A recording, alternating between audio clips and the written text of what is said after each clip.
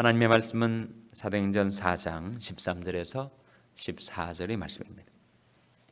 저희가 베드로와 요한이 기탄 없이 말함을 보고 그 본래 학문 없는 범인으로 알았다가 이상히 여기며 또 그 전에 예수와 함께 있던 줄도 알고 또 병나은 사람이 그들과 함께 섰는 것을 보고 힐난한 말이 없는지라.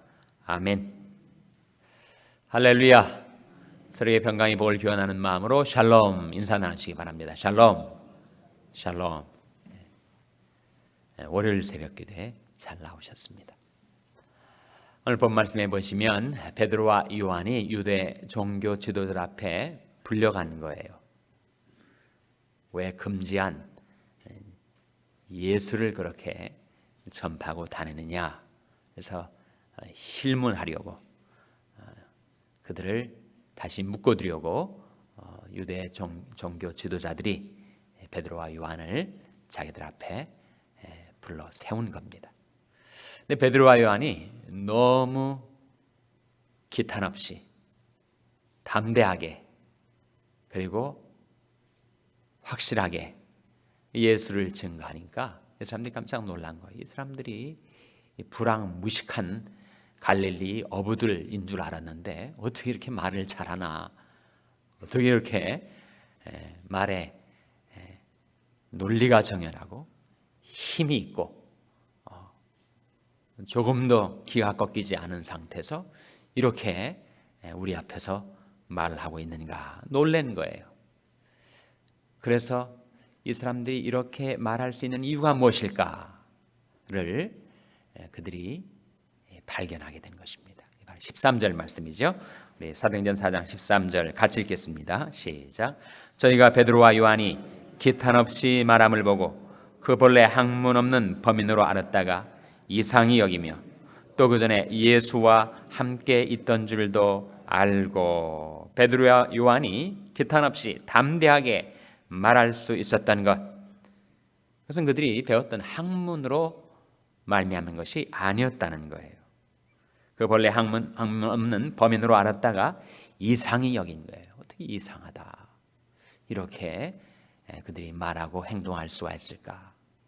그러면서 그들이 한 가지 발견한 점이 있었다는 것입니다. 그게 뭐라는 거예요? 바로 예수와 함께 있던 줄을 알았다는 것입니다. 그것이 바로 비밀이고 그것이 바로 열쇠였습니다. 베드로와 요한이 그렇게 능력 있게 복음을 증거할 수 있었던 그 능력의 원천이 무엇인가? 바로 예수와 함께 있었기 때문에. 예수님께서 베드로와 요한뿐만 아니라 12제자를 택하셔서 세우실 때 예수님이 그 세우심의 목적이 있었습니다. 그 많은 사람들 중에서 12명을 추려서 그들을 제자들로 세우실 때 주님의 의도가 있었단 말이에요. 세 가지가 있었습니다. 주님이 제자들을 세우신 세 가지 목적, 마가복음 3장 14절 15절에 나옵니다. 한번 찾아보시기 바랍니다. 마가복음 3장 14절 15절 말씀에 주님이 12제자를 택하여 세우신 그 목적과 의도가 나타나 있습니다. 신약성경 56면 마가복음 3장 14절 15절 말씀 찾아서 같이 읽겠습니다. 마가복음 3장 14절 15절 말씀입니다. 같이 읽으시겠습니다. 시작. 이에 12를 세우셨으니 이는 자기와 함께 있게 하시고 또 보내사 전도도 하며 귀신을 내어쫓는 권세도 있게 하려 하심이러라. 이에 12를 세우셨으니 12를 세우신 목적 세 가지. 첫째로 뭐라고요? 이는 자기와 함께 있게 하시고, 둘째 또 보내사 전도도 하며, 셋째 귀신을 내어쫓는 권세도 있게 하려 하심이라고 했습니다.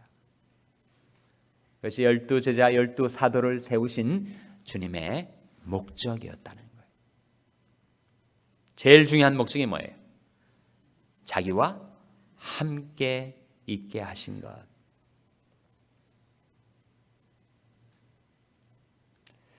주님께서 우리들도 주님의 제자들로 세워주셨습니다. 그때 주님께서 우리를 하나님의 자녀로, 크리스찬으로, 주님의 제자들로 세우신 뜻이 동일합니다. 첫 번째는 우리들로 하여금 주님과 함께 있게 하시려고, 둘째는 우리를 이 세상 가운데 보내셔서 구원의 복음을 전하게 하시려고, 셋째는 사람들을 괴롭히는, 못살게 구는 그 귀신을 내어쫓는 권세, 악령을 내어쫓는 권세를 가지게 하시기 위해서. 크리스찬들에게는 그런 권세가 하나님의 은혜로 주어져 있기 때문에 그 권세를 써야 나타납니다. 자기에게 어떤 권세가 주어져 있는지도 모르고 그걸 활용하지 않으면 그것이 드러나질 않아요. 예수님이 우리를 제자로 세우신 세 가지 목적, 다시 한번 세 가지가 뭐라고요? 첫째로 자기와 함께 있게 하시고, 둘째로 또 보내사 전도도 하며, 또 셋째로 귀신을 내어쫓는 권세가 있게 하려 하심이라고 하셨습니다. 그 중에서 제일 중요한 것은 예수님과 함께 있게 하신 것입니다. 왜 그것이 중요할까? 함께 있으면 꼭 영향을 받죠. 사람과 사람도 마찬가지 아니? 부부가 오래 몇십 년 살다 보면 많이 닮아가죠. 식성도 닮아가고, 말하는 모습도 닮아가고, 얼굴도 닮아가고, 심지어 목소리도 또 닮아가고, 오래 같이 있으면 서로 영향을 주고받고 닮아가게 된다.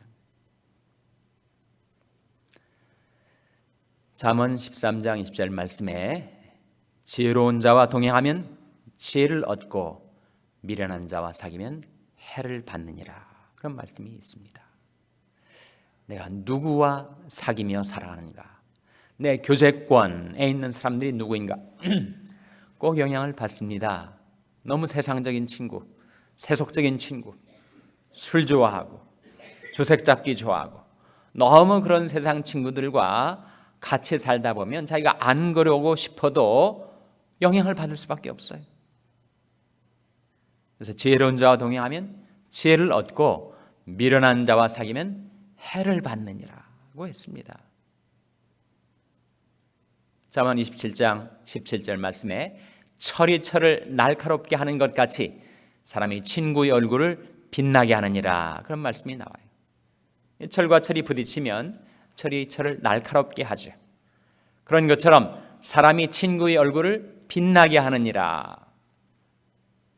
누구와 사귀고 누구와 교유 관계를 맺고 살아가는가 하는 것에 우리는 반드시 영향을 받게 돼 있다는 거예요. 사람이 친구의 얼굴을 빛나게 하느니라. 얼굴을 빛나게 한다는 것이 뭘까요? 그러니까 인격을 빛나게 한다, 그런 말씀이죠. 영어 성경 것을 번역하면서 그 지성을 빛나게 한다.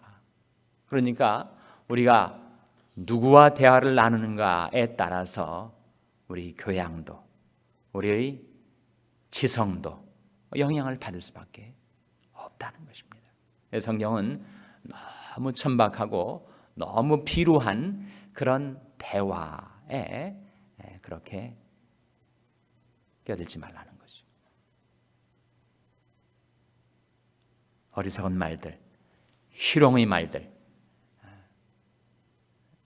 천박한 말들, 자기도 주고받다 보면 자기도 점차로 그의 마음과 생각이 그렇게 바뀌게 된다는 겁니다. 그래서 예수님께서 제자들을 세우실 때 첫 번째 목적이 자기와 함께 있게 하신 것.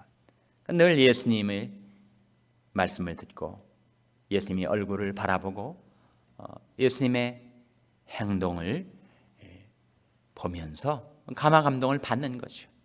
그보다 더 중요한 학습법은 없습니다. 제자들이 3년 동안 주님을 모시고 다니면서 주님은 이렇게 생각하시는구나, 주님은 이렇게 행동하시는구나. 주님은 이렇게 살아가시는구나. 그걸 끊임없이 보고 깨닫고 배우지 않았겠습니까? 그래서 주님은 무엇보다도 12 제자를 세우신 목적이 자기와 함께 있게 하신 거였어요. 그래서 오늘 주님이 더 이상 이 지상에 존재하지 않고 부활 승천하신 다음에 세상에 홀로 남았던 제자들이었지만 그들은 전에 예수와 함께 있었기 때문에 주님과 동고동락하면서 깨달았던 것, 체험했던 것, 그것이 다 그들이 확신이 되어서 말을 할 때 기탄이 없습니다. 막힘이 없었습니다. 그들의 증거가 능력이 있을 수밖에 없었죠. 자기가 보고 들은 거니까, 자기가 알고 체험한 거니까. 예수님도 그렇게 말씀하신 바 있지 않습니까? 우리 아는 것을 말하고 본 것을 증거하노라. 그래서 예수님의 가르침에 권세가 있었던 것 아닙니까? 베드로 요한도 그런 말을 해요. 자꾸 말 못하게 하니까 유대 종교 지도자들이 그들을 묶어놓으려고 하니까 우리 보고 들은 것을 말하지 아니할 수 없다. 그렇게 말했던 겁니다. 자기가 보고 들은 것, 그만큼 확실한 것이 어디 있어요?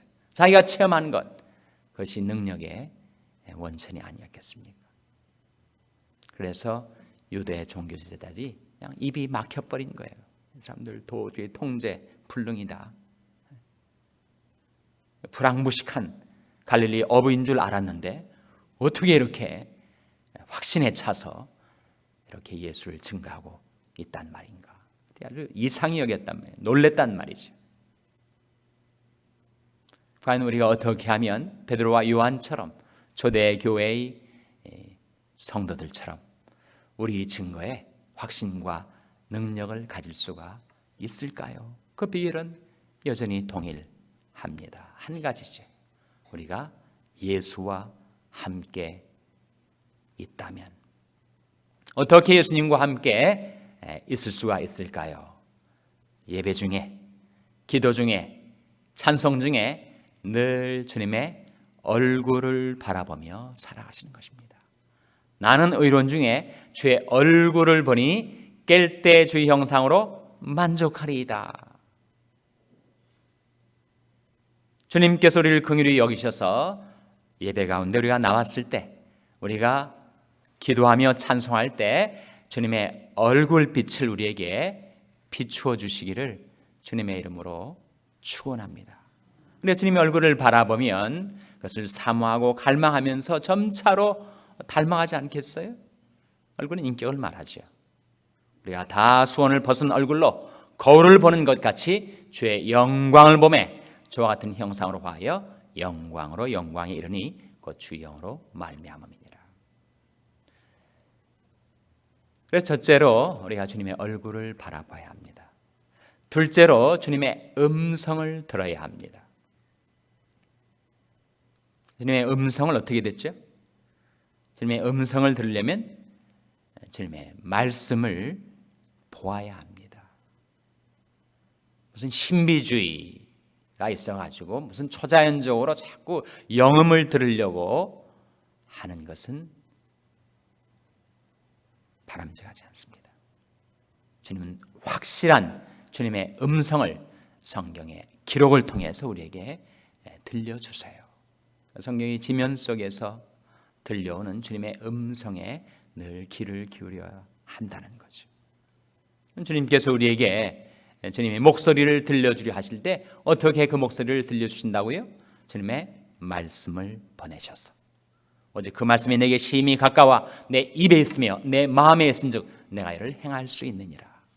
그러니까 여러분 너무 신비주의처럼 희한한 음성을 들으려 하지 마시고 성경책을 펼치셔서 그 말씀을 깨달을 때 그것이 주님의 음성이 우리에게 들려오는 순간입니다.